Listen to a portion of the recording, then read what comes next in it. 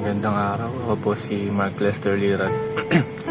Ito po ang aking daily devotion.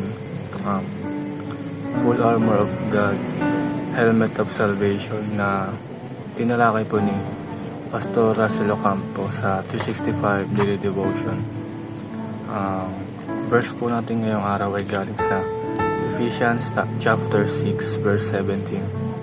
Ang sabi po dito, "And take the helmet of salvation and the sword of the Spirit, which is the word of God."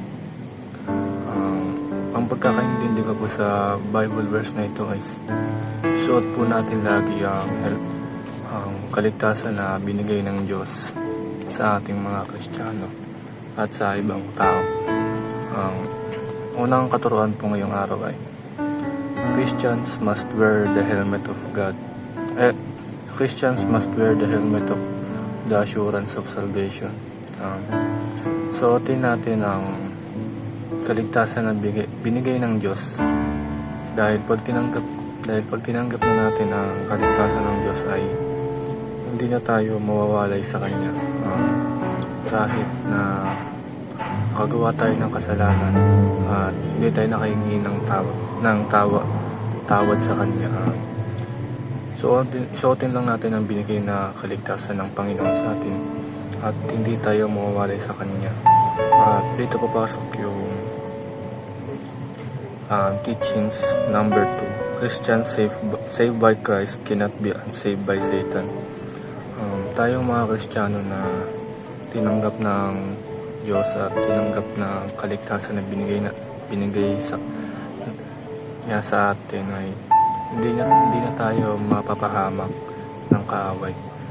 Dahil tanggap na natin ang Diyos at sumusunod na tayo sa Kanya, hindi na tayo mapapahamak ng kaaway. Hindi na tayo masasira o mababalay sa Panginoon. Huling teaching ngayong araw ay Christians are inseparable from the love of God.